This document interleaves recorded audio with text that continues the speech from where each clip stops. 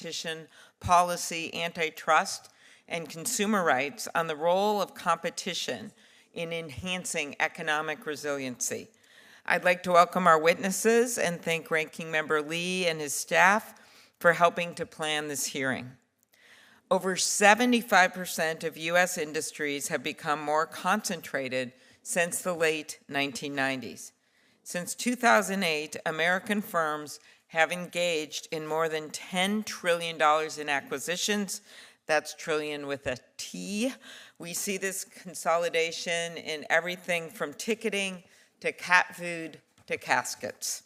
High levels of consolidation are almost never good. It often leads to fewer choices, higher prices, and less innovation. But consolidation in our economy doesn't just add to the cost of a concert ticket or the latest iPhone. It also weakens our nation's economic resiliency. When just a handful of companies control our supply chains, our entire system becomes susceptible to disruptions that can put our economy and even our national security at risk. Over the last decade, we've seen real-world consequences of consolidation within supply chains, what they can do to Americans. Let me give you a few examples. Medical supplies. The production of generic prescription drugs, which the FDA estimated saved Americans more than $53 billion from 2018 to 2020 alone, are reliant on tenuous supply chains that leave little room for error and can result in shortages when errors do occur. Fully 1/3 of active ingredients necessary for cost-effective generic drugs are manufactured in a single facility, almost always located overseas with no backup. Only 14% of active ingredients used for domestic generic drugs are manufactured in the United States.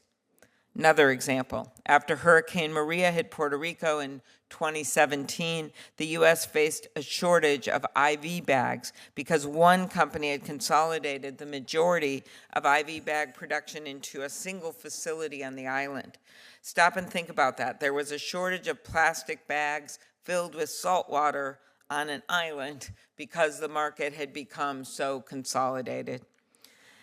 Consolidation in supply chains can also create tempting targets for cyber criminals, as we now know well.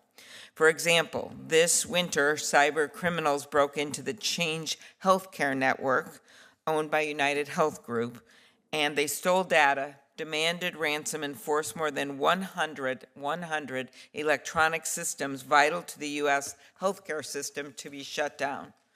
Of course, a ransomware attack is disastrous for any firm, but its consequences were far more widespread because of Change Healthcare's position in the healthcare supply chain. Change Healthcare processes more than 15 billion transactions and accounts for 1.5 trillion in healthcare claims each year. It also touches at least 1/3 of U.S. patient records. As such, healthcare providers depend on one company to file insurance claims and receive payments. When those systems failed, doctors and hospitals could no longer get paid, and especially those with no backup, putting many small practices at risk of going out of business, and some patients were unable to get the medical care that they needed. Another example. Today, less than 10% of semiconductor chips are currently manufactured domestically compared to 37% in the 1990s. As a result of outsourcing and consolidation, most of the world's advanced semiconductors are manufactured by a single company, creating an especially vulnerable choke point. Consumers felt the dire effects of chip shortages during the pandemic, from cars to refrigerators, and it cost the U.S. economy what is estimated to be over $200 billion in a single year. This, of course, led us to pass the CHIPS and Science Act, which makes landmark investments to increase domestic semiconductor production by building, expanding, and modernizing state-of-the-art manufacturing facilities here in the U.S., including a $120 million investment to boost manufacturing at Polar Semiconductor in Bloomington, Minnesota, which will now be the only domestic manufacturer of the kind of chips that they make. Now, solutions. These examples raise a simple question. Do we want to be a country where markets are dominated by a few giants and where manufacturing is so consolidated that our supply chains and entire sectors of our economy are at risk? Or do we want an economy where competitive markets drive growth, innovation, and resilience, where small independent businesses as well as larger corporations can coexist? An economy where supply chains are diverse enough and strong enough to ensure that consumers have access to the best products. I think it is an obvious choice. It is one of the reasons that we have been trying to keep up with the times.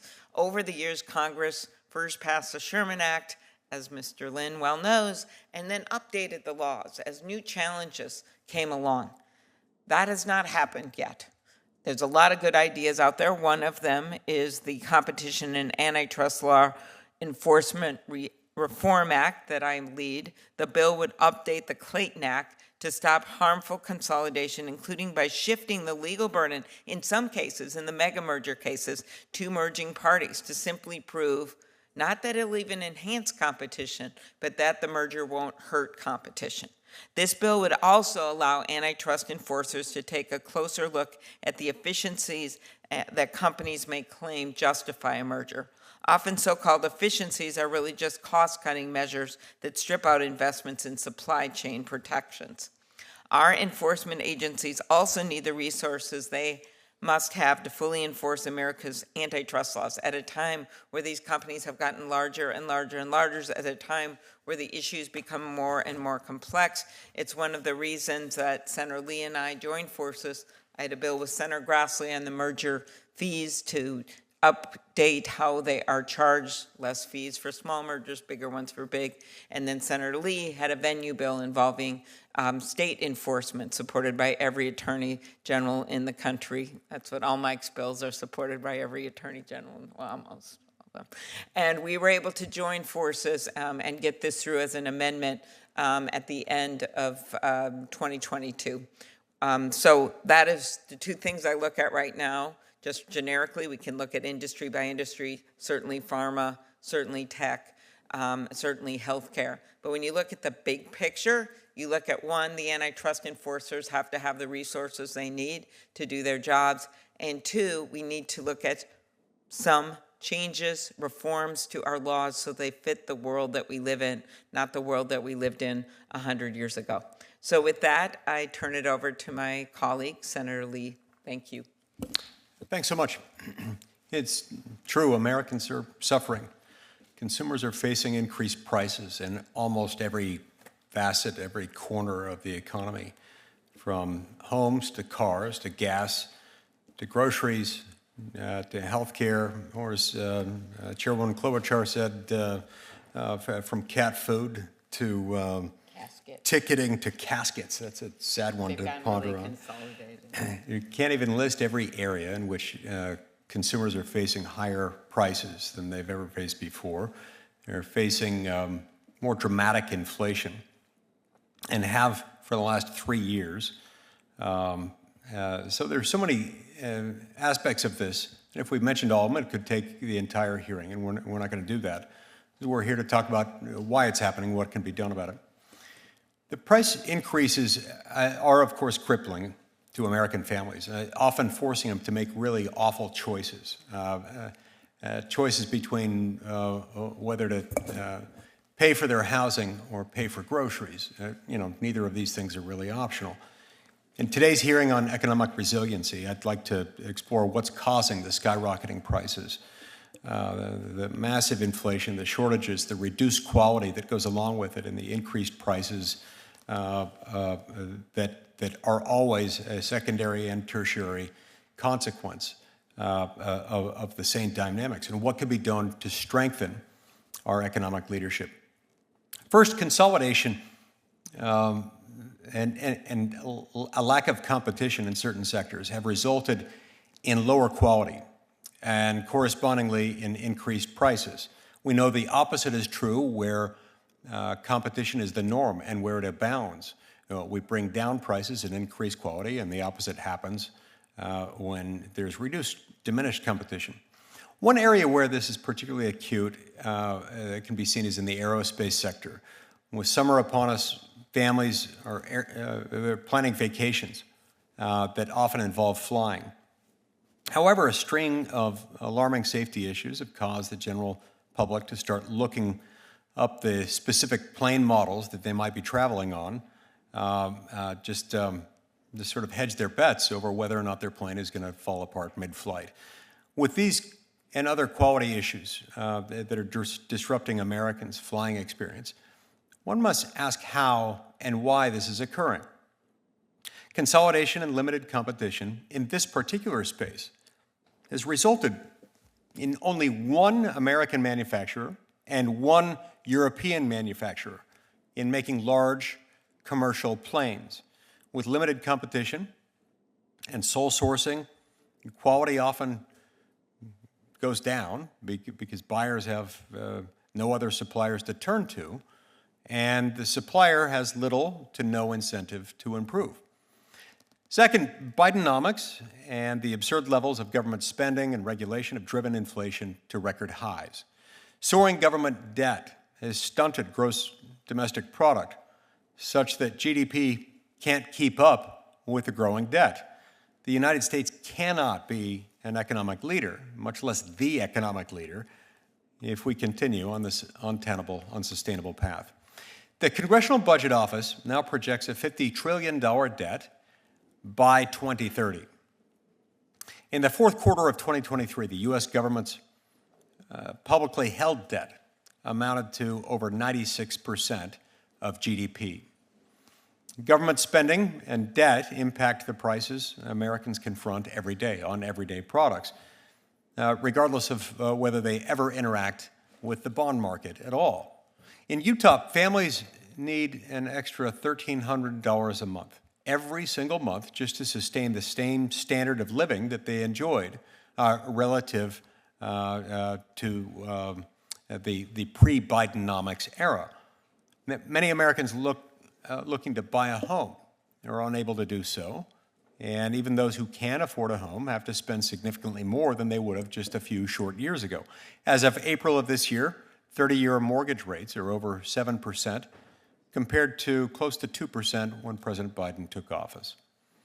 Americans are also experiencing tremendous pain at the pump, where the price of gas has hit the roof since President Biden was sworn in. The average price of gas has increased from $1.74 in April of 2020 to around $3.70 a gallon, with some state averages over $5 a gallon. Just last week, the Biden administration, aware of this strain on the economy, announced the release of another 1 million barrels of oil from the Strategic Petroleum Reserve. And keep in mind, this was not due to an emergency, such as a hurricane or a terrorist attack or an unforeseen war, which is what the Strategic Petroleum Reserve is there for, but rather just because of crippling inflation caused by this administration's own policies, caused by more of the same approach toward multi-trillion-dollar deficits, excessive regulation, and the other things that are driving up costs already. Now, some dispute the utility of the Strategic Petroleum Reserve. But, look, it can make sense in a time of a true emergency, but it's not to be used as a pre-election market manipulator for the incumbent president to make things look better than they really are. The oil reserves are at their lowest level that we've had in the Strategic Petroleum Reserve in 40 years, and down more than 100 million barrels. It's wrong for this or any administration to play politics with our emergency oil supply. Third, the government establishes regulatory barriers that foreclose entry into particular markets. Startups have the most difficulty entering a heavily regulated market. Even established companies struggle to pivot into those industries. In certain spaces, such as airlines, defense, and food, the government creates formidable regulatory barriers to entry. These barriers either deter entry altogether or result in the increase of compliance cost that consumers experience in the form of higher prices. For example, For every ounce of beef produced in the United States, more than 200,000 state and federal regulations come into play, affecting every aspect of on-farm production, processing, wholesale, and retail sales. This burden dramatically increases production costs, which will always hurt poor Americans the most, with the poorest quintile of U.S. households spending more than a quarter of their income on food. So for them, this is anything but an academic exercise. For them, this is anything but a slight de minimis injury. This can make the difference between surviving and not. When it comes to economic resiliency, putting all of your eggs in one basket, in the basket of a monopolist or a large set of entrenched incumbents, is a bad idea, always, whether the monopolist is a company or the government. I look forward to hearing the witnesses' testimony today. Thank you very much, Senator Lee. Now I'm going to introduce the witnesses. First of all, Mr. Barry Lynn, a frequent flyer to this committee. Barry Lynn is the Executive Director of the Open Market Institute. Mr. Lynn pioneered our understanding of how the monopolies of the 21st century threaten our democracy, security, and prosperity. His proposed remedies have been widely studied by governments in the U.S., in Europe, in Asia, the IMF, and the OECD. Aaron Fusay-Brown is the Catherine C. Henson Professor of Law at Georgia State University College of Law and the Director of the Center for Law, Health, and Society. Her areas of research and expertise include health law and policy, the regulation of healthcare markets and competition, consumer financial protections for patients, and healthcare consolidation. Finally, Richard Stern is director of the Grover M. Herman Center for the Federal Budget at the Heritage Foundation. He previously served as the staff lead for the Budget and Spending Task Force of the Republican Study Committee, where he spearheaded their work to create their FY 2020 and 2022 federal budgets. His areas of expertise include budget and spending, debt, and taxes. I will now swear in the witnesses. If the witnesses could please stand and raise your right hand. Do you swear that the testimony you will give before the subcommittee shall be the truth, the whole truth, and nothing but the truth, so help you God? Thank you, and you can be seated. So we will begin with you, Mr. Lynn. Thank you for returning to our subcommittee. Chair Klobuchar, Ranking Member Lee, members of the subcommittee, thank you for inviting me to speak on this extremely important topic. I'm Barry Lynn, and I direct the Open Markets Institute, and it's good to see you all again. Extreme concentration of industrial and computing capacity poses many grave threats to the United States and the American people. These include cascading catastrophic collapse of essential production and distribution systems, sudden failure of vital communications and information systems, political coercion of the United States by rivals able to threaten the cutoff of vital goods and services, persistent inflation that harms the economic well-being of the American people, long-term ingrained shortages of vital goods, including drugs, inability to produce weapons, munitions, and launch vehicles at a reasonable cost and in a timely manner, unsafe products and services, as we have seen with airliners, baby formula, and packaged food, the slowing or even paralysis of technological innovation. I know this issue well. I first began to study the structure of supply chains as a business journalist in 1994. I first focused on the dangers posed by extreme choke pointing of capacity in 1999, and I first began to study the structure, behavior, and systemic effects of dominant online platforms in 2009. The concentration we see today is unprecedented. From 1776 to 1981, U.S. policy aimed to protect the liberty of the individual, democratic institutions, the security and independence of the nation, and technological advance.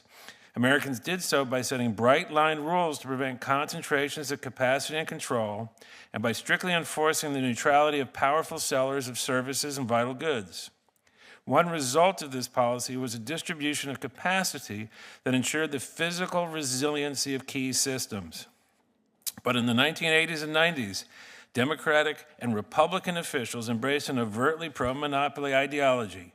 They said concentration was more efficient. They imposed this vision on antitrust, trade, banking, defense, and communications.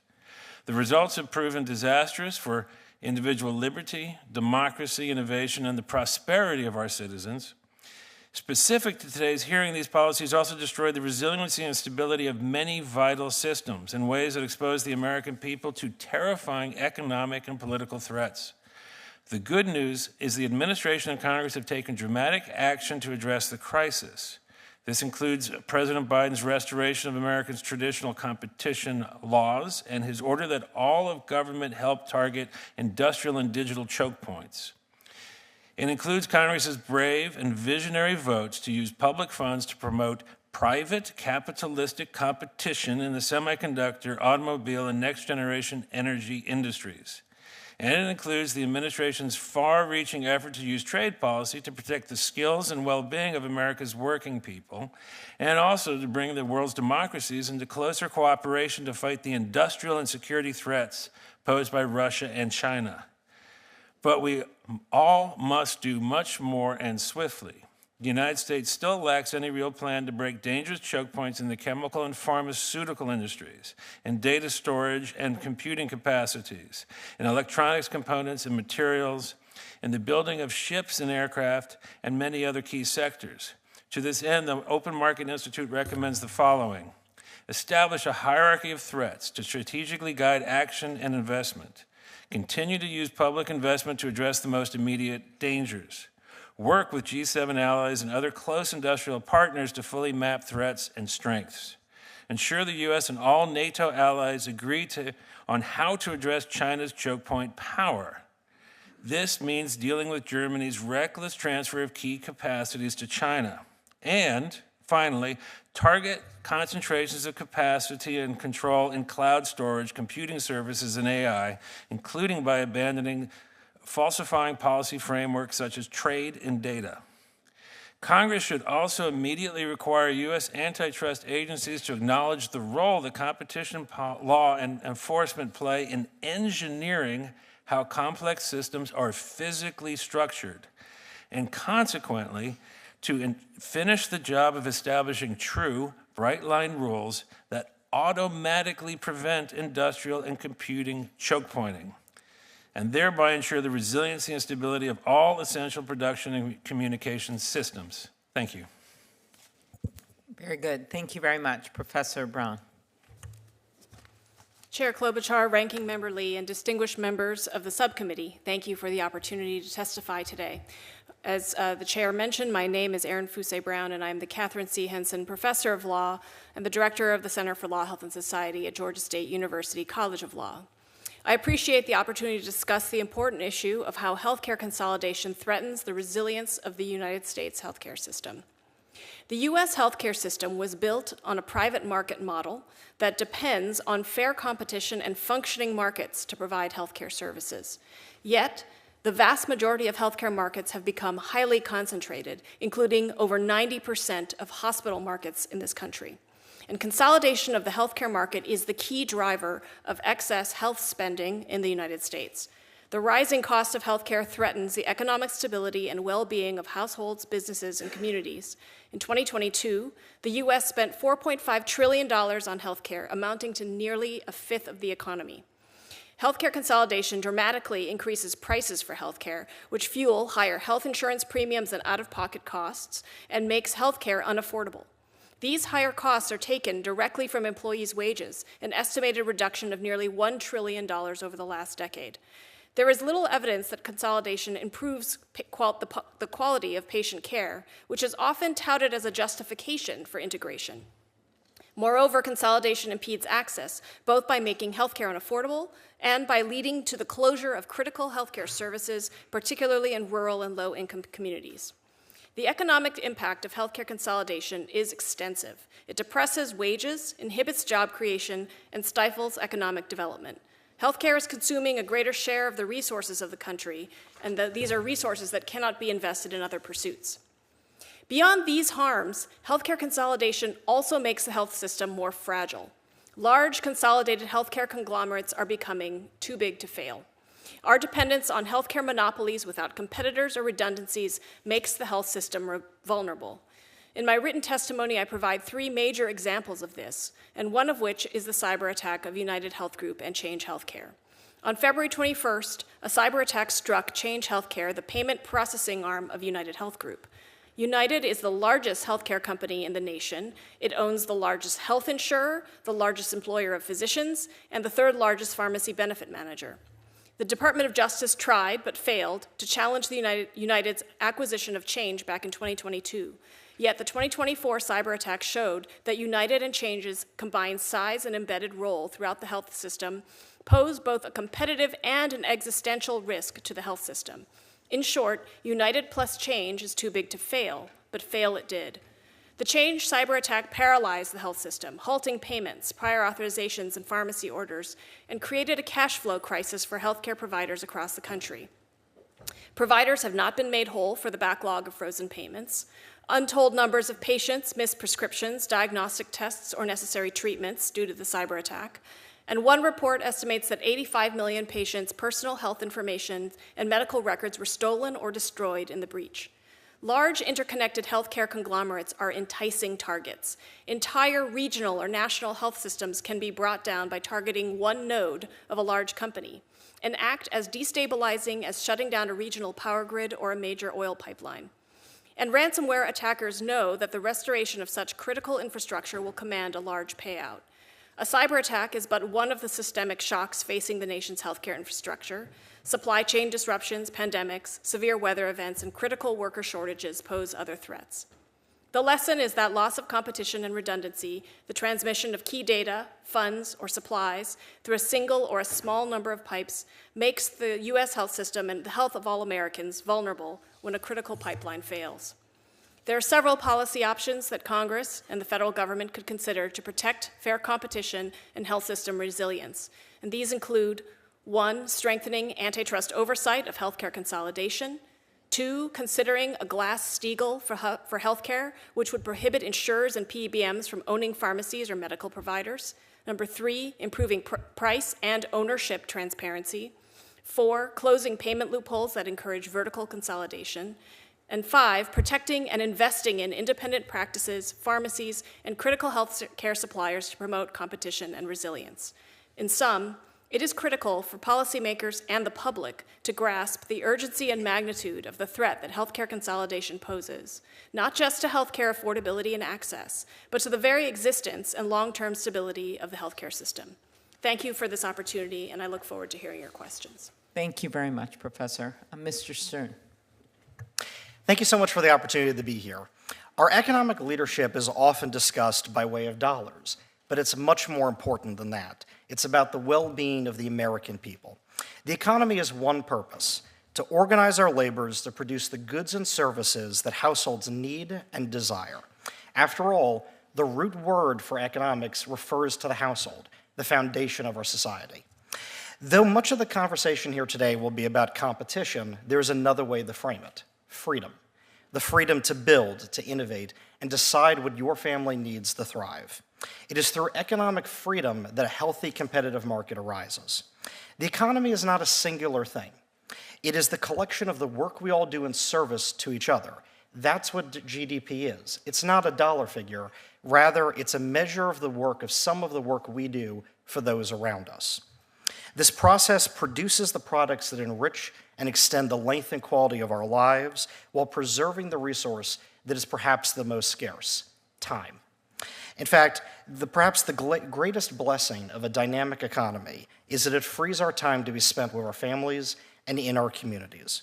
Economic freedom allows us to use price signals to coordinate all of our work and activities with billions of people the world over.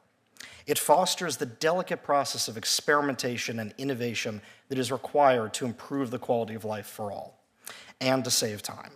With our families and communities on our mind, people are naturally risk adverse, and the economic structures produced by free peoples in free markets lean towards stability and resilience all on their own.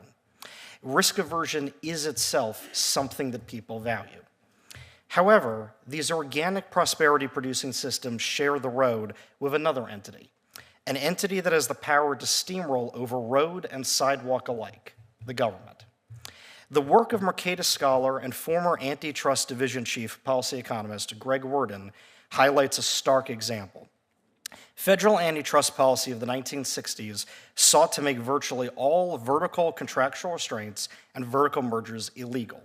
This policy had a disastrous impact on the ability to coordinate and produce resilient and innovative production chains, leaving our industry famously vulnerable in the decades that followed.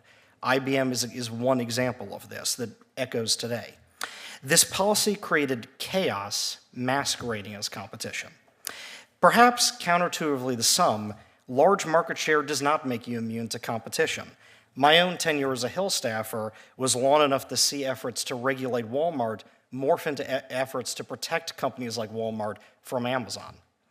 Blockbuster, of course, once had an impressive hold over the videotape rental market, and its one remaining store probably still does. But most people have moved on to newer forms of content since then. The common denominator here isn't government action coming to the rescue. It is the constant march of technological progress that freed American families from the limitations of the past. We must be humble about how we wield the power of government. As a force monopolist, government is not checks by the limits that we place on each other in a free market. Government is not accountable to the delicate process of coordination and innovation that improves quality of life. Americans' increasing sense of economic malaise can be traced right back to the reckless use of government. Until the Tax Cuts and Jobs Act, our tax system had been the most punitive of investment and the most complex on the planet. Meanwhile, federal spending has driven down the value of the dollar by over 45% in just the last generation.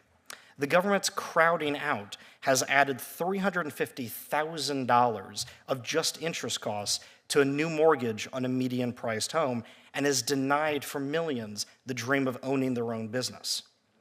Our regulatory state has strangled growth to the tune of perhaps as much as $53,000 per household of lost income and lost quality of life.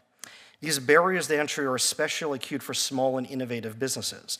In-house corporate lawyers and accountants that offer benefits to those companies are benefits that no corner diner has access to. Many subsidies and regulations beyond that favor particular businesses and business models over their competitors or innovators. As a nation, we have properly romanticized the notion of an innovator tinkering in their own garage, from Henry Ford to Steve Jobs. But with these government barriers to entry, are we truly surprised that we have lost our economic resiliency and leadership? If our efforts today are to be successful, we must also examine the most anti-competitive and most well-entrenched monopoly that exists, the government.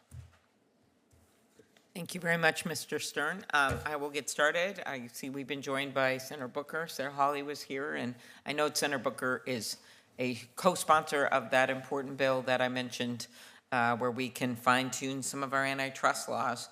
Mr. Lynn, over the past few decades, as we discussed, over 75% of U.S. industries have become more concentrated. New markets can create opportunities for competition and innovation. I worry that new markets could also suffer, even new markets, from the risk of consolidation if the supply chain is consolidated. And it's been my experience that some of our smaller companies can get more immediately hurt by consolidation problems because they don't have the bulk orders. They aren't able to get things. If there is a shortage, they cost more for them. And it is just really interesting how the pandemic kind of put a spotlight on the fact that you can have consolidation, yes, but when you have supply chain problems, it actually creates a problem even for the smallest competitors. Go ahead, Mr. Lynn. No, I mean, that's an incredibly important point. If you control a choke point, then you can control everyone who depends on your choke point. And that if you want to extract wealth from them, you can extract wealth from them. If you want to own their business, you can own their business. If you want to restrict innovation, you can restrict innovation. So if we want new entrants into new markets, we actually have to avoid concentration and choke pointing of control over supply chains.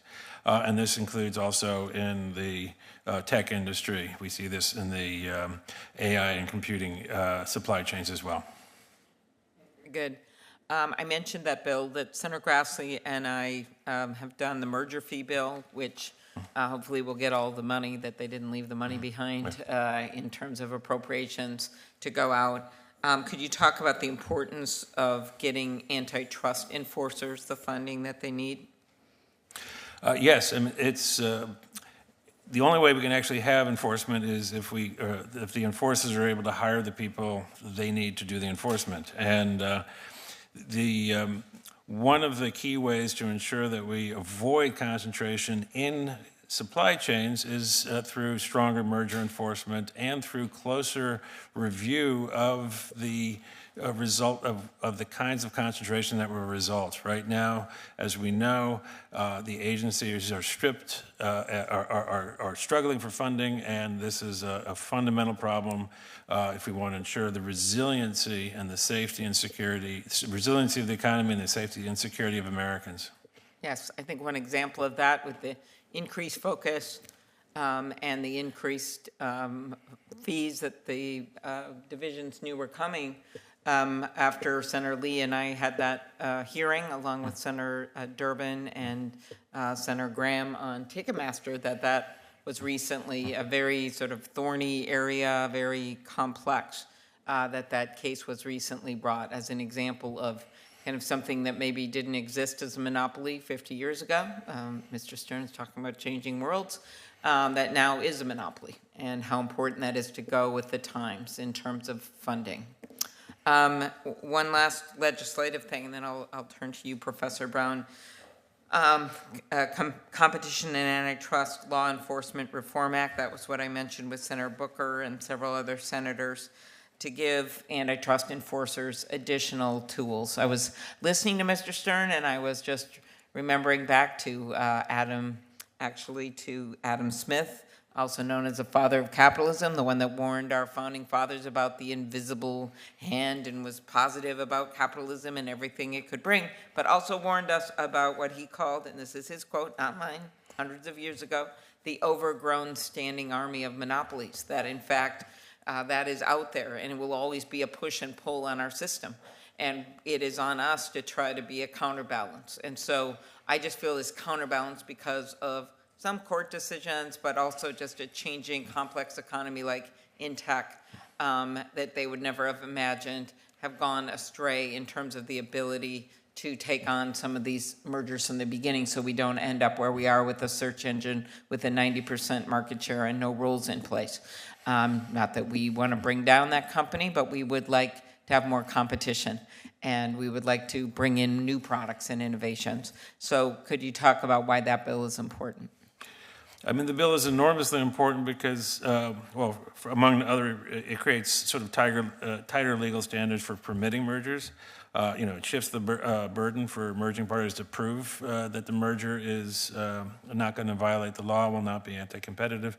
But it's like as you noted at the very beginning of this conversation, we have seen a truly massive amount of consolidation in our economy over the last 30, 40 years, and we see the outcomes. And so what we do know, it's very clear, better merger scrutiny, better merger enforcement results in a more competitive, a more resilient political economy, greater opportunity and greater freedom, as we all support that, but also greater safety for every American. And just for our segue, also would apply in the healthcare market. That's the advantage of this legislation we're talking today. It's not market specific. You talked, Professor, about the recent cyber attack on Change Healthcare, crippled much of the U.S. healthcare system. Some hospitals, pharmacies had backup. Some didn't. Some were very small. Some couldn't even have the complexity of the backup. How did Change Healthcare's size and position in the supply chain exacerbate the effects of the cyber attack? Change's size and position is sort of the reason that the healthcare system came to a screeching halt when it suffered a cyber attack. If it was a small competitor, if there were choices, if there were redundancies in the system, then small practices, pharmacies, and independent providers wouldn't be stuck in a cash flow crisis because all of their payments, all of their patient orders, all of their tests and pharmacy orders would not have been locked up and as a result of the cyber attack. So you're absolutely right that the size and scope of change was directly related to and exacerbated and extended the pain of the cyber attack. And would the harms from the cyber attack have been lessened, do you believe, if it wasn't just the dominant carrier? Yes, I believe that that this is one of those instances where it's the same idea of a choke point or too few pipes carrying systemically critical information and data. There aren't any redundancies, there aren't other alternatives for these providers, and they were stuck without payment for weeks on end, some of which were forced to either shut their doors, stop seeing patients, or in some cases sell to United in order to be rescued from their financial catastrophe. And just last question, I'll turn over to Senator Lee. Earlier this year, a survey by the National Community Pharmacists Association found that nearly a third of independent pharmacists might go out of business in 2024.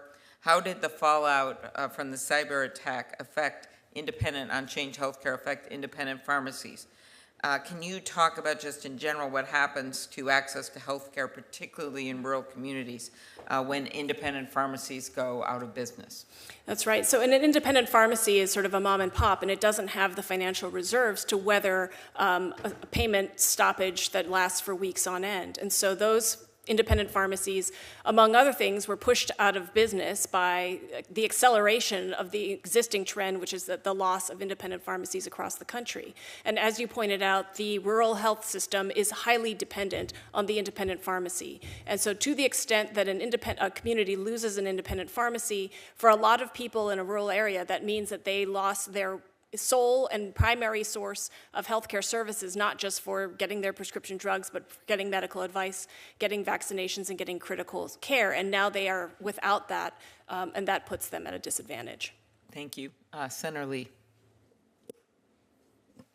Thank you. Mr. Stern, let's start with you. Tell me a little bit let's talk about regulation and how it affects different companies. Does the impact of regulation impact companies across the board evenly? That is to say, how does it affect smaller competitors and new entrants? Is it different than the impact that one can expect to have on larger, more entrenched incumbents? Absolutely, and I appreciate the question. I think that's one of the most tragic and starkest realities of it. So I want to give you a stat here, and this was put together by the National Association of Manufacturers. They found, and among their members, so talking about our U.S. manufacturers, that large firms faced about $29,000 in regulatory compliance costs per employee. Now, what about small manufacturers? And by the way, small manufacturers are still all the way up to 50 employees, right? They face $50,000 per employee of regulatory costs. So 2/3 higher than their large manufacturing competitors. But across the whole economy, we're looking at about $15,000 per worker of regulatory compliance costs for for small companies, and only $12,000 for large companies. So even there, across the entire U.S. economy, it's still 20% higher. But again, that 50-employee cutoff takes its toll. What corner restaurant have you walked into that has 50 employees? So that number, even at 20% higher for small businesses, is skewed and masks the fact that firms that have 2 workers, a handful of workers, pay astronomically more than that. These regulatory costs and, frankly, tax compliant costs are kind of one-size-fit-all costs that by simply being in business at all, you have to contend with. So it serves as a massive barrier to entry. It's a good point, and I suppose that's before you even get into the capital-intensive nature of some of the most heavily regulated industries. Some of the most heavily regulated industries, like, for example, airlines, which I mentioned in my opening statement, you got to have a ton of cash just to start one, even before you get to the regulatory stuff. Because airplanes are not cheap, especially airplanes capable of flying a lot of people, and then you got to hire the pilots and all of that. So if the heavy regulation comes into play in an area where there's also a heavy capital-intensive price of admission, What's that going to do to competition in that industry? Oh, absolutely. It's going to lead to consolidation. And not consolidation because of efficiency, but exactly the kind of negative consolidation we're talking about. But what I would say is, my take on that, and I think the way you're framing that is the right way to think of it, it's not that there are companies that are consolidating because they have power. It's that they are consolidating because the other ones are being starved to death, are being removed from the market. It's not consolidation as an overt action. It's consolidation as a survivorship bias of who remains. Right. All right, so we've mentioned airlines. What are some of the other industries where this is the case and where it's where this dynamic is seen to a fairly acute degree? I think, and we were talking about this earlier, semiconductors, electronics are a perfect example of this. Automobiles, frankly, and got fun stories to talk about later, of course. But the antitrust action against IBM, frankly, against parts producers that went into automobiles in the '60s, led to the current spell that we have today, where we're dependent on other countries for production of these electronics, for automobiles, for construction equipment, agriculture equipment, tractors, things of that nature. These are all prime examples of that. But I would say as well, to your point on that, financial industry regulation is the other thing that comes into this, because you might have a brilliant idea, you might have a patent, the tinkerers in their garage, but part of what a free financial system does is it makes sure that the profit of one industry becomes the seed capital of the new ones. And our financial regulations shut that process off. They trap capital with established old firms, starving it from those would-be innovators. Right. And then in the financial services industry, you've got the added complexity of the fact you've got so many regulators that can affect one company, and the regulations themselves tend to morph from one day to the next, making it very difficult to know when you're in compliance, when you're not, and how long you'll remain in compliance based on whether the law is going to change tomorrow. There's an old joke, which is that, depending on anywhere you set your price, you can face antitrust action, right? If your price is high, you can be accused of abusing monopolist power. If your price is low, you can be accused of predatory pricing to box out competitors. And if you charge the same price, you can be accused of collusion. So it's a perfect example there, right? Where the risk itself of being in business is a cost that trickles down to the experience that everybody has. What about home building? More broadly, how have the Biden administration's policies impacted housing prices? So again, I think this is one of those tragic things that's going on. So about 24% of the price of a new home is just the regulatory costs. In 2021, a study was done by the National Home Builders Association that estimated that at $94,000 just for the regulatory costs on a new home. But I think another thing to that end, right, the Biden administration, for example, has pursued an energy environmental policy that has added $4,000 to $5,000 to the price of mobile homes. So, you're talking about regulations that in a blind attempt, in my opinion, to try to impose efficiencies that they see, they have put the burden of that cost on some of the lowest income Americans. And I'll give you one other stat I think that's very telling of this. When Trump left office, for example, just the interest costs on a brand new, 20% down median price home on that mortgage consumed 16% of a median worker's pay. That's still a lot. It's 41% today. If you are a median worker and you buy a new median priced home with 20% down, 41% of your before tax pay goes just to the interest costs. How can anyone afford housing under this? And again, this is the result of decades of government policy, be it regs, taxes, spending, the obliteration of the purchasing power of the dollar. And then most houses are not edible, so you still got to eat, and food gets more expensive too. All right, so we're in a tough spot because economic growth has been staggering, and we've been warned for more than a decade. When I first got here in 2011, we started hearing from Professors Rogoff and Reinhardt at Stanford, the author of the book, This Time It's Different. It talked about the fact that once you get a debt-to-GDP ratio that's at about 1-for-1, about 100%, and we're pretty much there.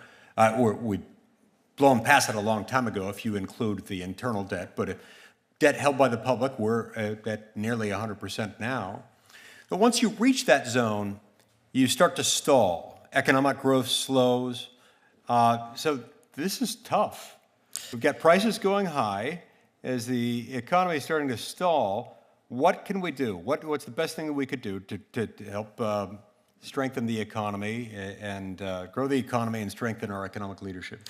I think it's essential that we cut regulatory burdens, that we streamline the process, that we make sure that the regulations on the books are ones that truly defend public safety, health, that are not onerous, that are not needlessly duplicative because bureaucrats don't have skin in the game. But beyond that, I think we need to cut spending. I think one of the things that people mostly don't understand is that when the government spends a dollar, it's spending your dollar.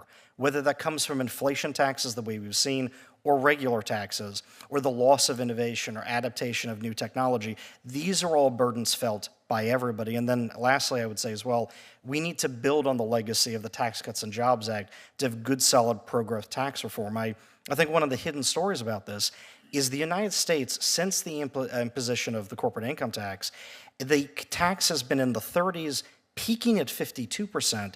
It has only come below that at the 21% we have today because of the Tax Cuts and Jobs Act. It was the least competitive, the least lucrative for investment tax system on the planet.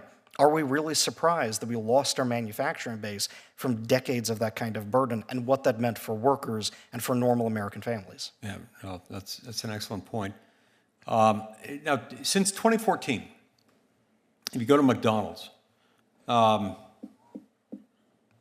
McDonald's prices have increased an average of 100% just in 10 years. 100%.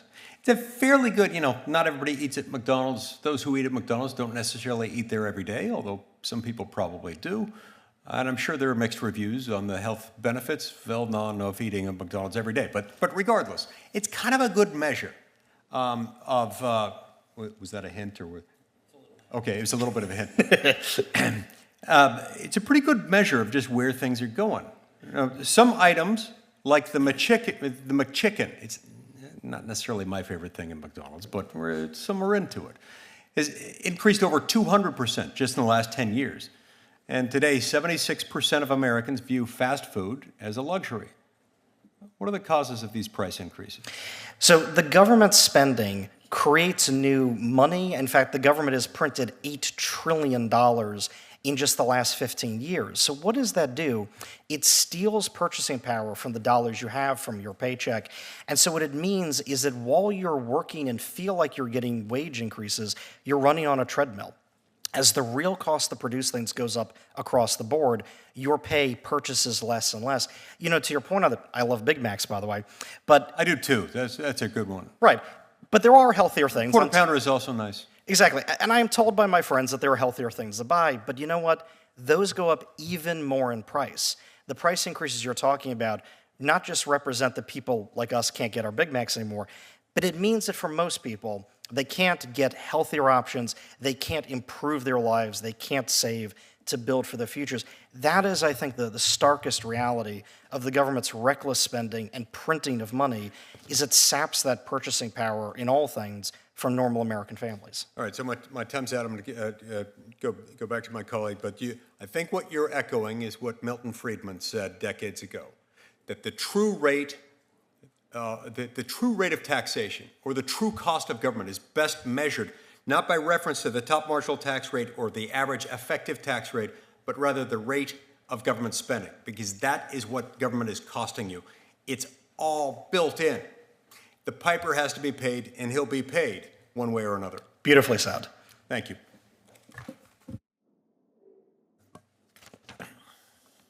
Worry about your Big Macs.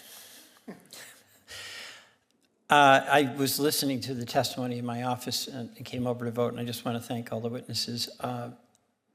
I have less focus on the Big Macs, but I want to talk a little bit about the healthcare system, and I'll start with you, Professor Fousey-Brown.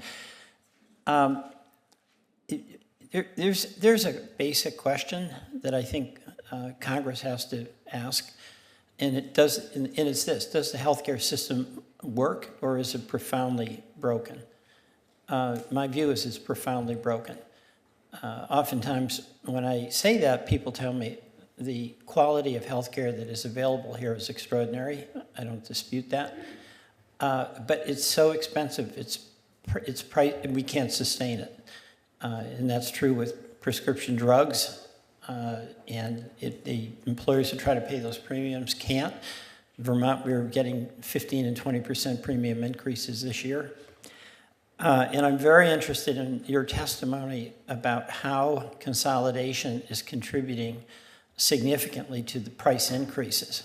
And my layperson's view would be you get consolidation, you get pricing power. It becomes so powerful it essentially overcomes the capacity of any regulatory regime that is about trying to make healthcare accessible. One of the areas, just on a very mundane level, we don't have private pharmacies now. The local pharmacy that used to provide such good advice to folks who needed to take prescription medication.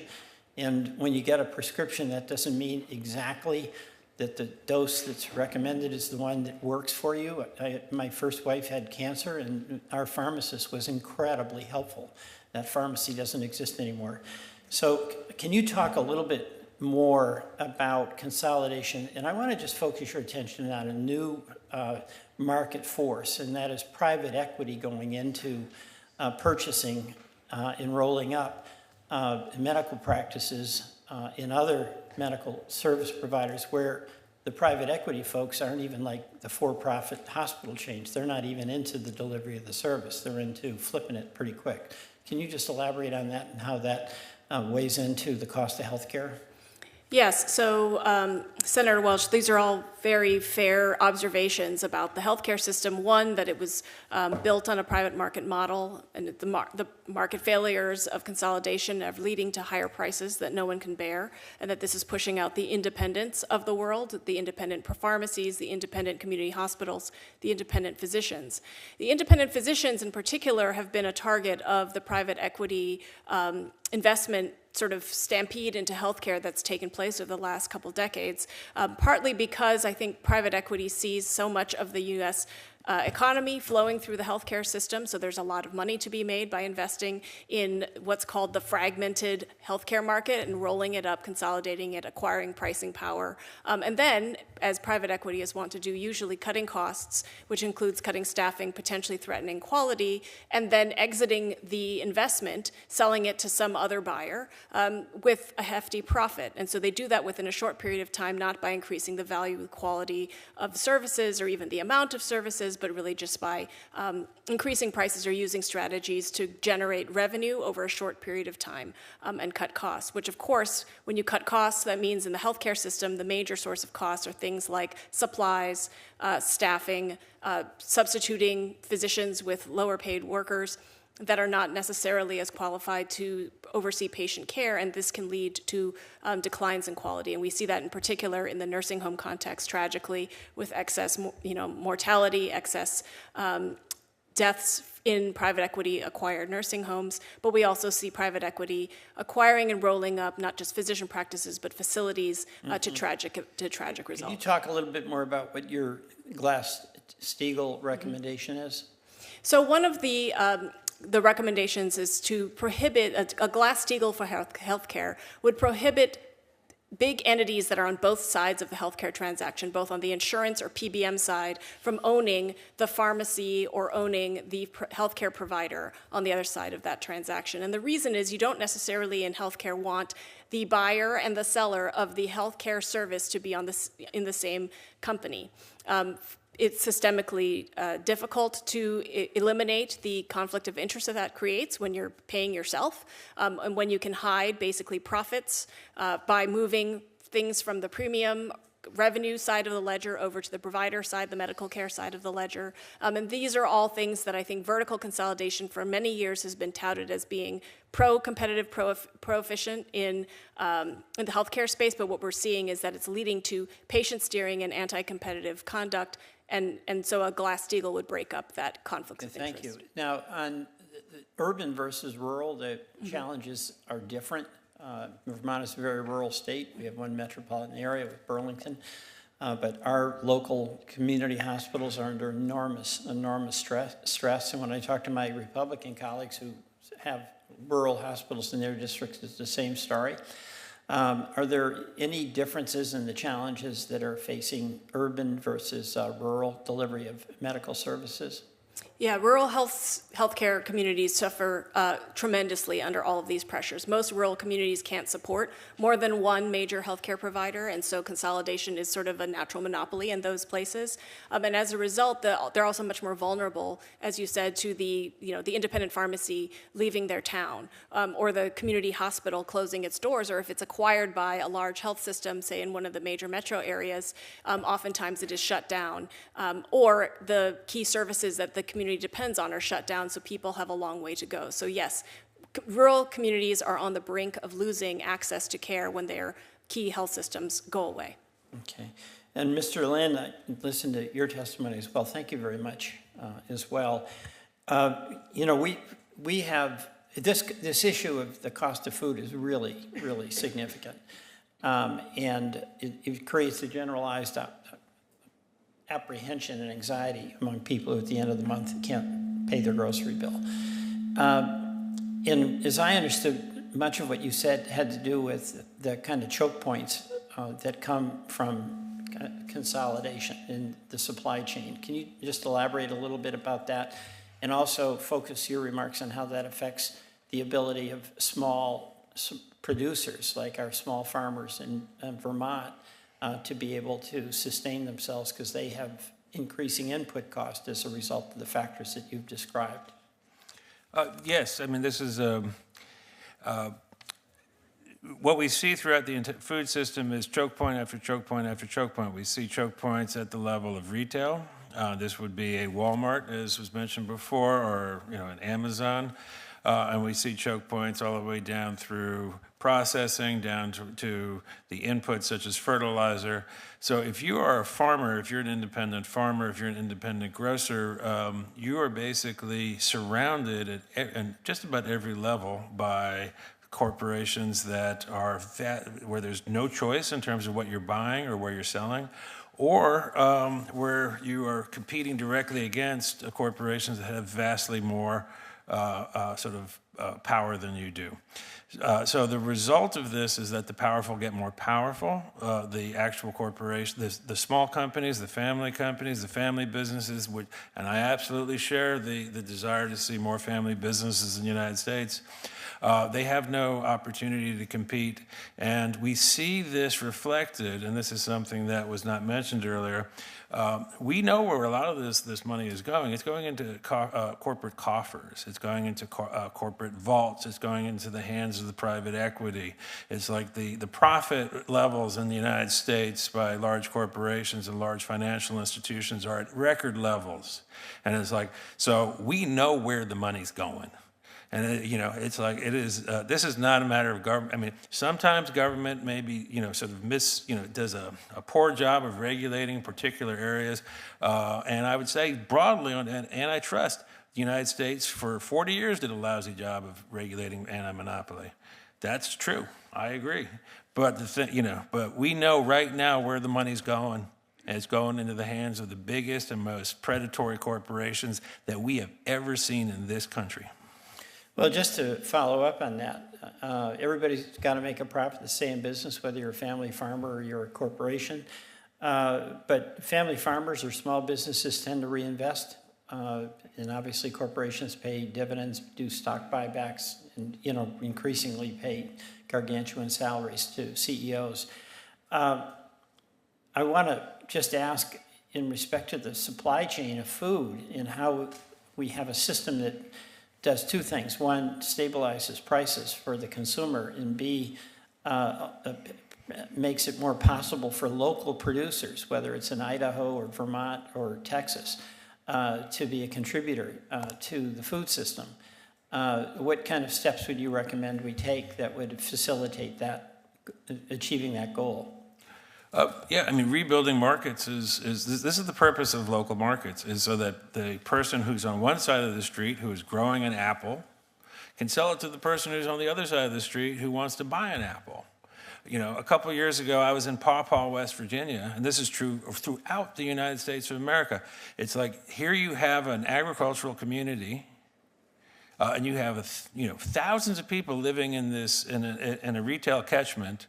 And there is no place in this retail catchment. People have to drive 40, 50 miles to buy fresh produce. There are apples on the trees behind fences, but there's no place to buy that apple for 40 or 50 miles. That is true across America. Now, why is that? Because the independent grocers in that place, they can't even compete against either the distant Walmart or the distant Kroger's or locally against the dollar store. There's just no profits to be had if you're like got a dollar store on one side and you got a Walmart on the other. In between, there's just no space for life. And the people who actually want to feed their fellows within their communities, they cannot do it. There is no freedom to serve your community as an independent grocer, an independent pharmacist in America today. Our freedom has been taken from us to serve our fellow citizens in our communities. I'm not going to ask Mr. Stern, but I heard you in your testimony talk about freedom, which I found a little difficult because in the healthcare context, most people just want affordable, accessible healthcare. We're not designed to shop all around. We're at the mercy of what's out there when somebody we care about gets sick. But I suspect he might argue that those consumers get lower prices at the dollar store, which is a value. But on the other hand, if you have a community without a grocery store, you've lost the value of having a vibrant community. Address that if you would. Well, part of it is in the dollar store. The dollar stores, there's 3 or 4 different chains. They're not locally owned. The money goes to Wall Street or it goes to London or it goes to wherever. But it's so the money is not reinvested. But the other thing is that if anybody's ever walked inside a dollar store, I've walked in through dollar stores. They ain't cheap, and there's nothing on the shelves. So it's like but there's another factor here, and this is actually something you touched on before, which is the security of these systems. One of the things that we saw during the pandemic, during the early stages of the pandemic, was we saw the breakdown of fundamental food systems because the systems have been so highly concentrated. One more question. Yeah, we saw in one case, we saw 10% of all of America's beef capacity get cut off because it was all locked in under a single processing plant. Right. 5% of all of the pork goes through a single processing plant. These are insane numbers. They're literally insane because societies that are saying don't concentrate that kind of capacity in one place because it is so dangerous. Okay. That was my last question to Professor Fusay-Brown. The argument that we are presented with from the large healthcare companies, the insurance companies, the pharma companies, is that they claim that they're great innovators and they're super efficient. And if we interfere with what they're doing, the cost of healthcare would go up as opposed to down. And they say the efficiency and accessibility would be diminished. Your response? Yeah, we know that the empirical evidence is very clear that it is the largest driver of our high healthcare prices in this country, whether it's pharmaceutical prices or hospital prices, is consolidation itself. It's market power, it's not innovation, it's not research and development, and it's not quality. So for all of this excess healthcare that we're buying with our tax dollars and our wages, we are not getting better or more healthcare. We're getting more expensive, less accessible healthcare. Thank you. And I yield to the chair, who is away casting her vote. Yes, on a very important mission. All right, well, thank you, and thank you to everyone who stuck around for this important hearing. One interesting idea here, I guess this is for you, Mr. Lin.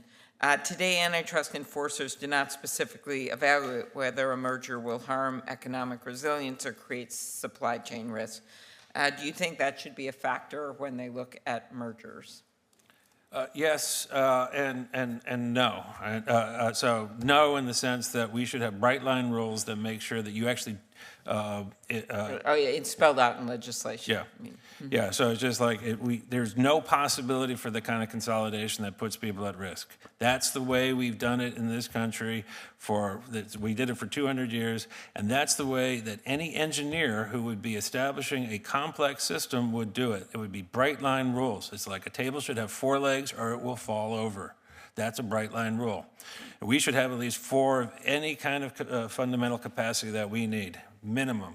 But then yes, right now, absent those kind of absolute bright line rules, it is absolutely imperative that our enforcers look at look for any indication that a merger will consolidate capacity in ways that increase the risk for the citizens of the United States. You want to add anything, Professor Brown? Yes, I would agree with that, and I think that it's not only important to take that into consideration, the resilience or the effect on the resilience in the initial antitrust merger review, but also to acknowledge the fact that we have such already consolidated markets. The large incumbent conglomerates that are too big to fail need to be subject to greater requirements for both cybersecurity, emergency planning. All of these safeguards need to be put in place in order to make sure that the ones that are already allowed to get big, like United Change, cannot bring down the entire system when they are attacked. Mr. Stern, you want to add anything? I appreciate it, thanks. I would. What I would say is that I think first and foremost, keep in mind that there are many things that are consolidated that it makes sense to. For example, the government. It does not make sense to have multiple competing governments. In the same way that it wouldn't make sense, it wouldn't be physically possible to drive 2 cars down the road at the same time. What's important is to make sure that the car you're in works, that it's safe. Again, what I would say is I think the historical record on this is with lower regulatory and tax barriers, you had companies that did exactly that. I think part of what we're looking at here, again, is not that companies are forcibly consolidating, it's that many companies are being starved out of existence, that they are being driven out of existence, that the companies that are left are facing these giant regulatory barriers. And frankly, I will say, a lot of companies are large without merit. I would say that whenever you see a strong monopoly, you brought up Adam Smith earlier, I would say that in his time and our time, whenever you see a strong monopoly, it is backed up by a strong government that gives it that kind of position, oftentimes by starving its competitors out of existence. So the way that I would look at it is if we want to have a resilient economy, if we want to safeguard households, consumers, the way to do it is allow maximum freedom, and Senator Welch, you were talking about not just consumer freedom, but innovator freedom, to allow people to invent those technologies that will allow people to have better and longer qualities of life. Okay, thank you. Generic drugs, the FDA estimated that generic drugs saved Americans, as I noted, $53 billion in just a 2-year time period. Yet, when there's issues here, this committee has actually passed on a bipartisan basis, pay for delay, where major pharma companies are paying off generics to keep their products off the market. We've got issues of evergreen and all kinds of messes with sham petitions and the like, and we actually have worked on this together, and I'm hoping we can get these bills on the floor soon. But there's also our supply chains for generic drugs that can be almost entirely dependent on foreign supplies that frequently rely on a single facility. What steps should we be taking to ensure a safe, reliable supply of generic drugs? I guess I'll ask you too about that. Mr. Lynn? That's an enormously important question. The Congress a couple years ago with the IRA sort of showed how industrial policy can be used to break choke points. So that was the IRA is the use of investment to promote anti-monopoly outcomes, to fight the concentration of power and control and capacity. So Congress should be enormously proud of itself for what it did with the IRA. In this case, same thing, use industrial investment to begin the process of establishing alternative sources of supply. 2, protect those sources of supply with tariffs, as the Biden administration is doing right now against Chinese EVs. 3, cooperate with our allies in Europe and around the world, the G7 allies especially, to sort of create a cooperative system of protection and rebuilding have our antitrust enforcers prevent further concentration once we have rebuilt. Very good. Thank you.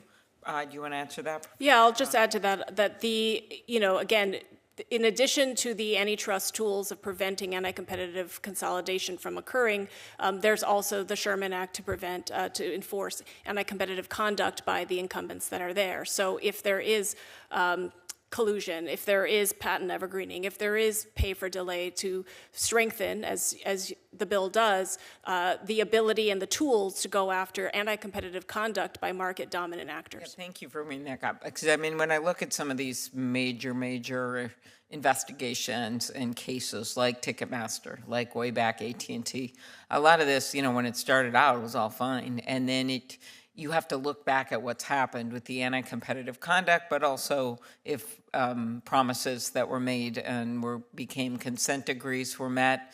But even that hasn't really worked, as we know. So you have to be able to step back and look at these in a different way, which our bill, actually, number of our bills kind of get at that. So it's not just all static, because if you just believed it was static like it was back then, you wouldn't have imagined what would happen. Another medical question is, Professor Brown, we've seen hospitals struggle with supply shortages. I mentioned the IV bags after Hurricane Maria and, some of the equipment during COVID. How can shortages of these critical supplies affect the ability of a hospital to serve patients? Well, the shortages of critical supplies like IV bags, something so simple, as you pointed out, are absolutely catastrophic to the hospital's ability to serve patients. A hospital could be the most technologically advanced and have the most trained, workforce in the world, but if it doesn't have IV bags, it can't do the most basic patient care. And so I think that what this exposes is this idea that vulnerabilities are created by any of these essential services or items or supplies creating a shortage or where the demand just far exceeds the supply that's out there. Mm-hmm. Other areas, maritime, Mr. Lynn, as you know, maritime trade, 40% of all U.S. international trade by value, consolidation among ocean carriers, almost all foreign-owned, has led to 3 basic alliances that dominate the global shipping industry. Actually, Senator Thune and I, during the pandemic, there was a 4 times, 7 times increase, depending on how you looked at it, in prices for our manufacturers and our farmers and ranchers to ship goods. We actually passed a bill on this that was signed into law by the president to change some of our maritime rules to make it easier to challenge them. These alliances control 80% of global container ship capacity, 95% of Asia-Pacific trade lines. Talk about how this can pose a consolidated risk to the economy. We're not talking about your 4-legged table here, kind of a 3-legged stool, but as we know in many of our markets, it's getting down to 1, 2, or 3. And we saw this in a number of ways during the early and middle stages of the pandemic. We saw the freezing up of trans-Pacific capacity because of backup in the ports, the West Coast ports, because of backups in sort of U.S. rail capacity, again, because of monopolization, because of the poor management of our railroads. We saw this because of the choke pointing in the Suez Canal when that ship got stuck. The capacity to move goods should not be so consolidated. In the 1990s, the United States had an ocean shipping company on the Atlantic called Sealand. On the Pacific, we had American President lines, and we were part of all of these negotiations. When that was eliminated, we lost all control over what's going on, and what now exists is a system of transportation that is geared against the American consumer and the American exporter. And your actions on maritime trade are enormously important, and we need more. Okay, that's a good place to end with things being enormously important. Thank you. With that, Senator Lee. Professor Brown, when insurers, PBMs, and pharmacies are vertically integrated, do their incentives change relative to where they were when they were operated each independently?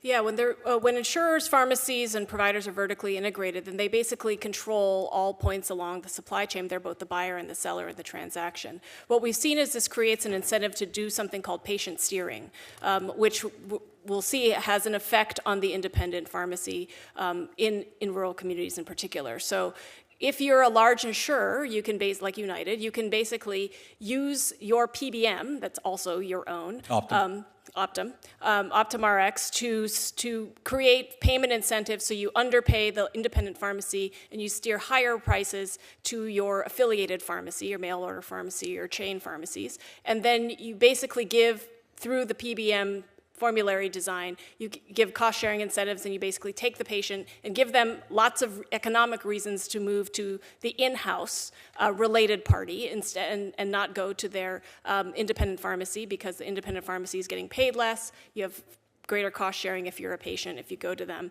And what that does is it makes the independent pharmacy unable to continue to compete with the big chain.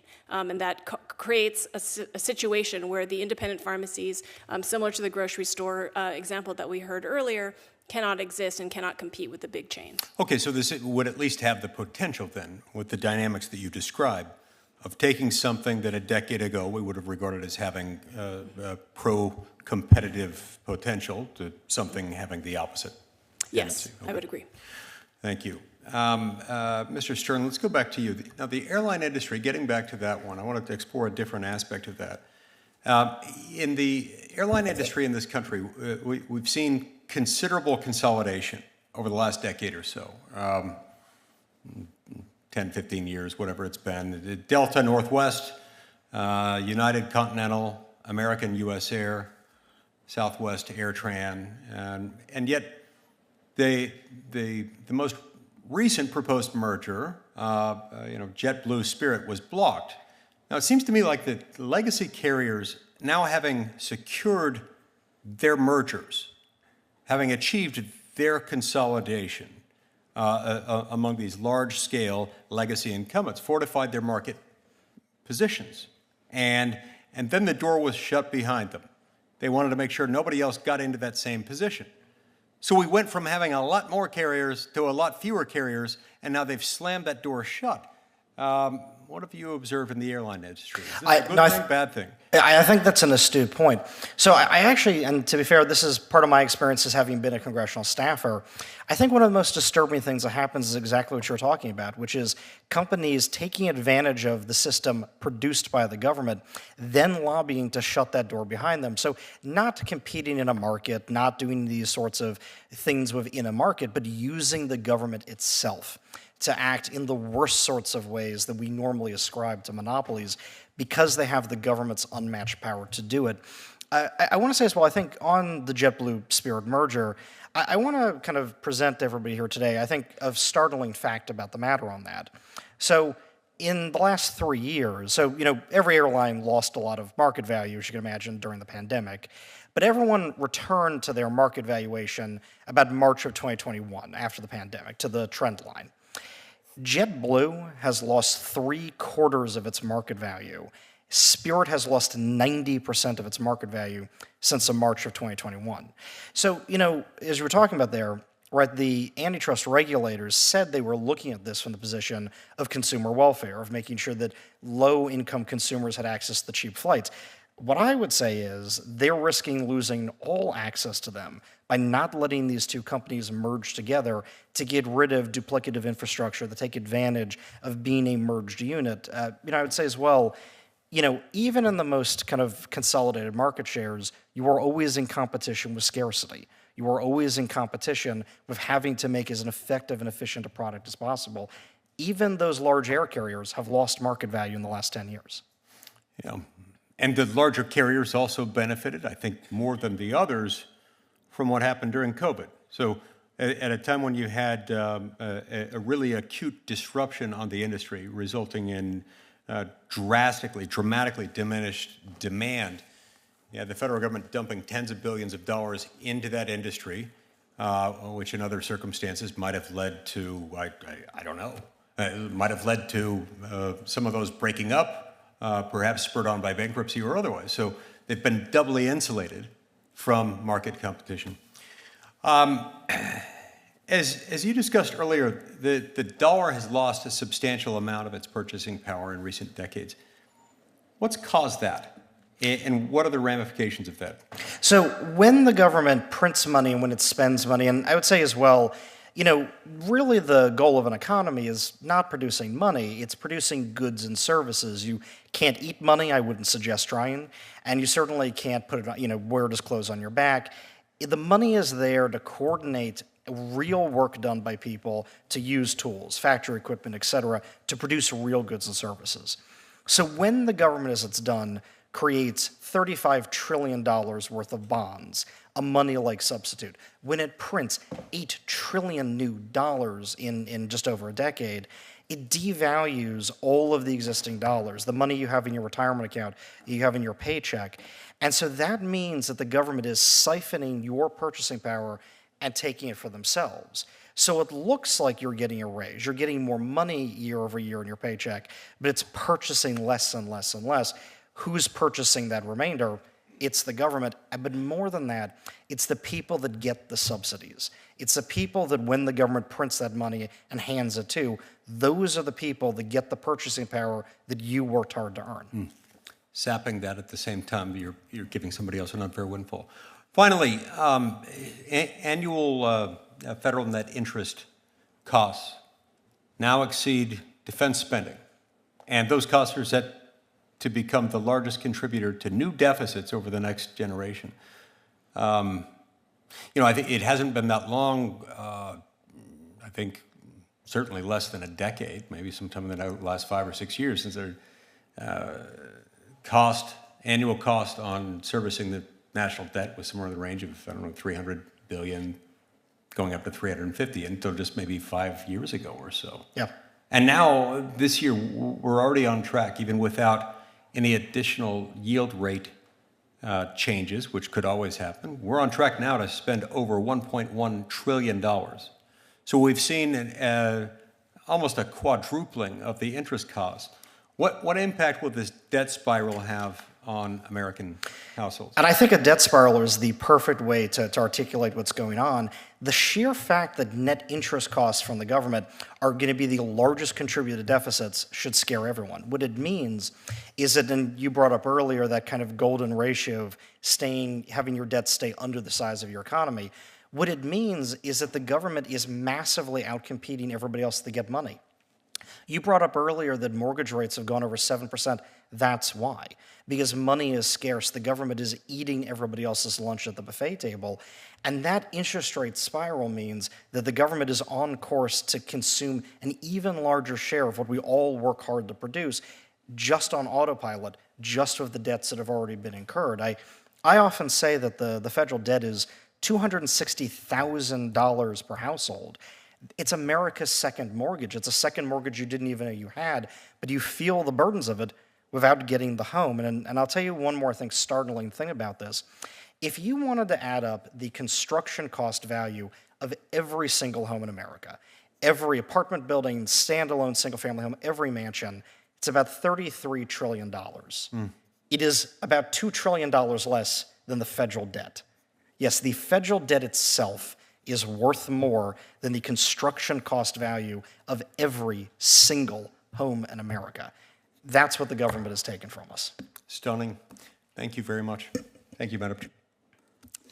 Thank you. One last question, Mr. Lynn. One thing we haven't talked about consolidation, many industries, and then we've talked about the effect of anti-competitive behavior on the supply chain. And one of the areas I wanted to bring up was just journalism and how we've lost so many local newspapers. In April alone, we lost 9 local newspapers in one area of my state in southwestern Minnesota. Pew Research found that we lost 40,000 newsroom jobs between 2008 and 2020. Senator Kennedy and I have a bill to address this issue, which is different, in some ways the same, because there's so many issues of monopolies. In this case, it is tech monopolies that are making it very difficult because they're using snippets and content from these news organizations without paying. And the fact that they are a monopoly means they don't return the calls of the small newspapers or small radio stations or small TV stations when they try to negotiate with them. They can't get good rates. And so we're left with doing an exemption to the antitrust laws, which has happened through history, to try to allow them to better negotiate. Could you talk about what's at stake for these local papers and why we are where we are because of this monopoly situation we have going across the board, including in our supply chains, and how that has the sort of downstream effects on things like that? Yeah, I mean, this is one of the gravest threats that we face as a democracy, is the overthrow of trustworthy journalism. It is a monopoly problem at its core. It has to do with the concentration of power over our communications in the hands of a few platforms. The platforms, this is Google, this is Facebook, and they exploit their positions to divert advertising dollars into their own pockets. That's what they've done for 10 years now. And they sort of control the ability of these publishers to reach their market, to reach their readers, the JCPA is an enormously important step to actually begin the process of fixing this. But we have seen just how opposed to these corporations are. We have seen Facebook shut off the ability of the citizens of Canada to share news with one another just because they can. We have seen Google threaten to do so in the United States of America with California's citizens. These are direct attacks on our democracy. These attacks by these corporations on our local newspapers and on the rights of local citizens to share information and news with one another is a direct attack on our democracy. And JCPA, as I said, is an enormously important first step to dealing with that. Okay, well, thank you. I think this was a very informative hearing. It couldn't be better. I think people really need to step back and think about this right now as we're seeing more and more action on antitrust. I had vowed about 10 years ago we were going to make antitrust cool again. We've kind of gotten that point. People are talking about it more. They're seeing the effects in their everyday lives. There's legal actions being brought in states and obviously in Washington by the Department of Justice as well as the FTC. We have seen some provisions pass into law, including the one I mentioned on funding, but much more needs to be done. And I think this supply chain argument, which really captivated the Congress to move on semiconductor chips, in that case it was investment. There's other ways to do this besides government investment, and that's making sure that the capitalistic system works and that you put those guardrails on what Adam Smith called that standing army of monopolies. So I just think we're down on that part of the job right now. We have not kept up with the times, whether it's tech, whether it's healthcare, whether it is just the work that needs to be done across the economy. That's why I stress those more generic bills that I think would be really helpful. I was joking with Senator Welch and Senator Lee that many of our colleagues are having the opportunity or have taken the opportunity to go to Normandy this weekend to celebrate the freedom that our troops gave to the world. We will be reading antitrust books, which is another kind of freedom, and not be there. But I did want to mention an interesting fact I learned from the Senate historian. One of the few senators that served in Normandy was Senator Hart, who was very well thought of, and the Hart Building is named after him. one of his fondest assignments was that he chaired the antitrust subcommittee, this exact subcommittee. That was a cool new fact I didn't know. I would also note that Senator Sherman, way back Republican, was close with Abraham Lincoln, and there has just been a history of Democrats and Republicans standing up for not just our economic security and our nation's freedom through war, but also to stand up for this economic security and freedoms by making sure that we make sure that we have a system that works for everyone, that small businesses can compete, that citizens are not hurt by too much consolidation. And we're sort of crossing that Rubicon now of not just talking about it, but seeing some action. And I hope that the words that we keep echoing in these hallways are actually put into action. Not so naive to think it will be this month. There may be some movement with the AI bills that are coming up, since a lot of this, we didn't even talk about that, how some of this is exacerbated by that in good ways and bad. And just the possibility that we can move forward and make some changes to our laws to get at this. Because when you start talking about supply chains and emergencies and IV bags and various things, you're really at a whole new level of problem for us with consolidation. It's not just that some people are making a whole bunch of money and other people are shut out of the market. This is also literally life and death when it comes to emergencies if we don't have any way to access competitive markets and go to someone else, or that the cyber criminals can only attack one thing because there's no one else that people have to go to, so they know it has more ramifications. So with that, I'm hopeful for action in the future, and the record of this hearing will remain open for 1 week. Senator Welch took my gavel, so now I have to put it over here. And we'll stay open until June 12th, 2024. And thank you very much to our witnesses and to those that joined us today. The hearing's adjourned.